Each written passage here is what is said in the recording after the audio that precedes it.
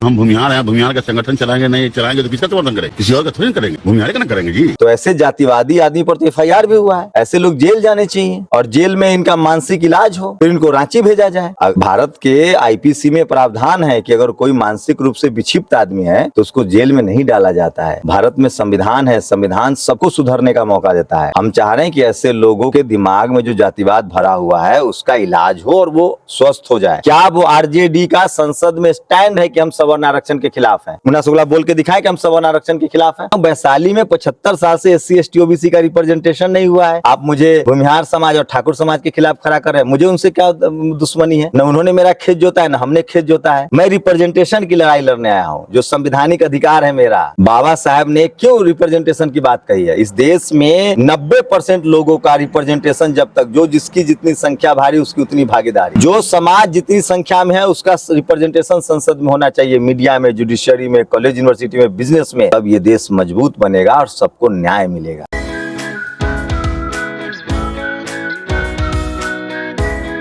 इस वक्त मेरे साथ मौजूद है शंभू कुमार सिंह जी, जो वैशाली लोकसभा क्षेत्र से चुनाव लड़ रहे हैं और लगातार ये वैशाली लोकसभा क्षेत्र में कैंपेनिंग कर रहे हैं, लोगों से मिल रहे हैं। तो इनसे बातचीत करेंगे। सर, सबसे पहला सवाल है कि अभी कुछ दिन पहले टिकट को लेकर ये अफवाह उड़ गया था कि आप BSP से चुनाव नहीं लड़ रहे हैं, तो इसको क्लियर कीजिए सर। ये मैंने बोला है कभी? ऐसा अफवाह था पब्लिक के बीच। तो अब अफवाह का क्या करें?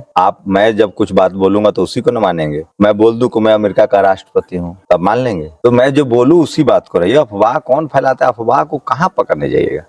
वो सब सवाल लेना ही नहीं चाहिए। आप भी मनुवादी मीडिया की तरह है, उसका तो काम है बहुजन नेताओं को लड़ाना, बहुजन दलों को लड़ाना, बहुजनों को लड़ाना। तो अफवाहों से सावधान रहिए ना। अफवाह तो खबर नहीं है ना।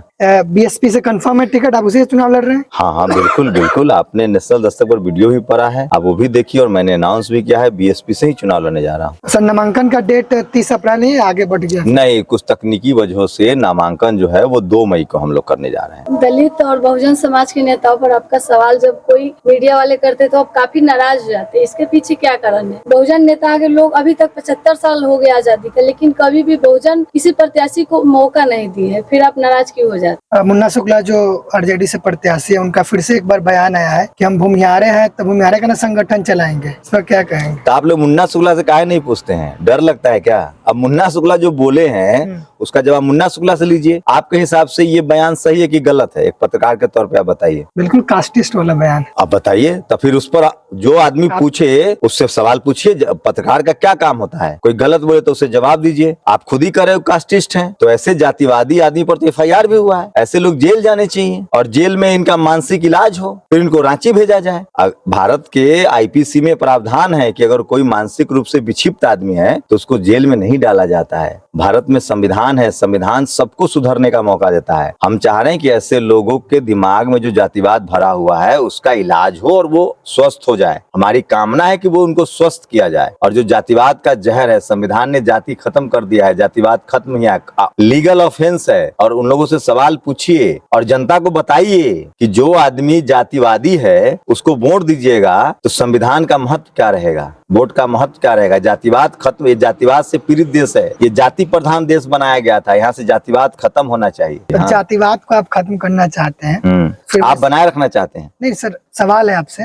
वैशाली लोकसभा क्षेत्र से जब 2 प्रत्याशी वीणा देवी और मुन्ना शुक्ला हैं, जो सवर्ण समाज से आते हैं, और आप इसी को मुद्दा बनाए और कह रहे हैं कि वो उस जाति से है इसलिए हमारा कल्याण नहीं कर सकते हैं, तो फिर सर आप यहाँ पे भी कास्ट की बात? सर, मैं रिप्रेजेंटेशन की बात कर रहा हूँ। आप लगता है कि संविधान पढ़ ही नहीं रहे हैं। संविधान में रिप्रेजेंटेशन भागीदारी का सवाल है। 90% आबादी है इस देश में SC ST OBC की। SC ST OBC जाति है या एक कम्युनिटी है? संवैधानिक नाम है, कैटेगरी है ना। तो मैं कह रहा हूँ वैशाली में 75 साल से SC ST OBC का रिप्रेजेंटेशन नहीं हुआ है। आप मुझे भूमिहार समाज और ठाकुर समाज के खिलाफ खड़ा कर रहे हैं। मुझे उनसे क्या दुश्मनी है? न उन्होंने मेरा खेत जोता है, न हमने खेत जोता है। मैं रिप्रेजेंटेशन की लड़ाई लड़ने आया हूँ, जो संवैधानिक अधिकार है मेरा।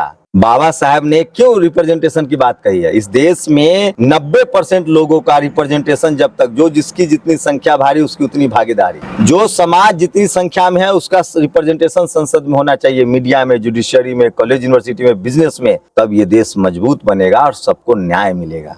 ये रिप्रेजेंटेशन की लड़ाई है। क्या ये लोग कल्याण नहीं कर पाएंगे? अगर रिप्रेजेंटेशन नहीं मिला दलित पिछड़ा को या अल्पसंख्यक को इस लोकसभा क्षेत्र में, क्या ये लोग कल्याण नहीं कर सकते दूसरी जाति के लोग? तो आप संविधान बदल दीजिए, रिप्रेजेंटेशन जो जो अफर्मेटिव एक्शन है उसको हटा दीजिए, फिर रिजर्वेशन खत्म कर दीजिए। SC ST का रिजर्वेशन है, क्यों है? SC ST का लोकसभा में और राज्यसभा, लोकसभा में, विधानसभा में रिजर्वेशन क्यों है? महिलाओं का रिजर्वेशन क्यों है? भागीदारी के लिए ना सर। तो ये भागीदारी का मामला है, ये जाति का मामला नहीं है। ये जातिवाद के खिलाफ, जातिवाद कैसे खत्म होगा? कोई आदमी जिसकी जितनी संख्या उसके जैसे मान लिया आपके घर में 10 आदमी है और एक घर में 2 आदमी है, वो 2 आदमी के घर में 100 रोटी है और आपके घर में 10 रोटी है, तो न्याय क्या कहता है कि 2 आदमी को 20 रोटी दीजिए और 80 रोटी 10 घर में ट्रांसफर कीजिए। यही ना मानवता है। और ये भारत का संविधान कहता है रिप्रेजेंटेशन, जिसकी जितनी संख्या भारी उसकी उतनी भागीदारी। जो समाज है यहाँ, जो वर्ग है, बिहार में जाति जनगणना हुई है ना, उसके हिसाब से रिप्रेजेंटेशन मिलना चाहिए ना। तो आप जातिवाद के खिलाफ लड़ाई को जाति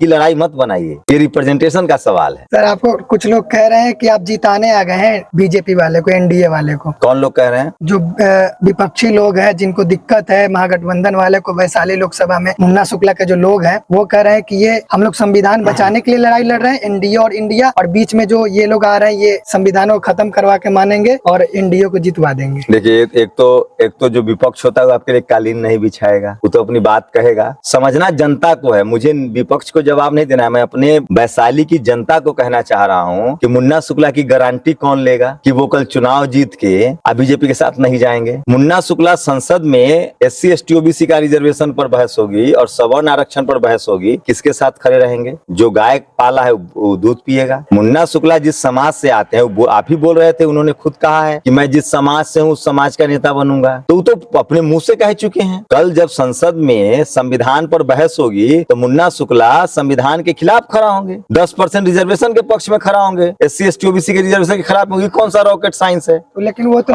अभी तेजस्वी यादव जी के साथ संविधान सभा में क्या हुआ? आनंद मोहन जी के बेटा कहाँ गए? तो मैं ये कह रहा हूँ भाई साहब कि जो जिस मुन्ना शुक्ला बहुत ईमानदार आदमी है, बहुत ज्यादा, वो ठीक कह रहे हैं कि मैं जिस समाज से हूँ उसी समाज का ना काम करूंगा। अच्छी बात है, बाकी समाज को सीखना चाहिए उनसे कि आप SC ST OBC हैं तो आप अपने समाज के साथ खड़े होइए। सर लेकिन वो तो लगातार चुनावी सभा में कह रहे हैं लोकतंत्र बचाने आए हैं, संविधान बचाने, आखिरी मौका है ये। कौन कह रहे हैं? मुन्ना शुक्ला। किससे संविधान को खतरा है? बीजेपी से। वो पिछली बार चुनाव किस पार्टी से लड़े थे, याद है आपको? 2 बार विधानसभा। JDU से। JDU कहाँ है? बीजेपी में।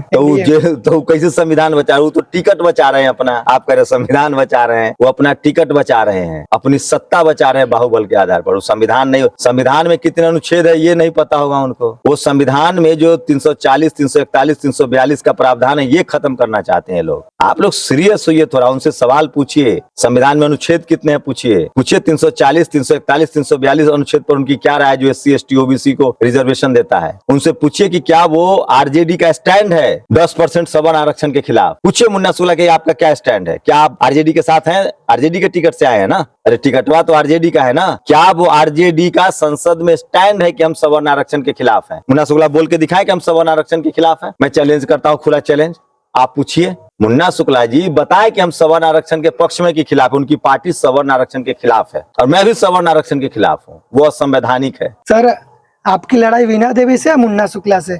मेरी लड़ाई रिप्रेजेंटेशन की है। मेरी लड़ाई 75 साल से कोई SC ST OBC अल्पसंख्यक नहीं गया है चुनाव जीत के, उससे है। मेरी लड़ाई वीणा देवी जी से भी है जिन्होंने रामविलास जी का घर तोड़ दिया, पार्टी में फूट डाल दी। मेरी लड़ाई मुन्ना शुक्ला जी से भी है जो जाति सूचक शब्द बोलते हैं, जो 10% सवर्ण आरक्षण के पक्ष में है। मेरी लड़ाई इस देश के बहुजनों के लिए है। BSP की लड़ाई इस देश के तमाम शोषित वंचित गरीबों के लिए है।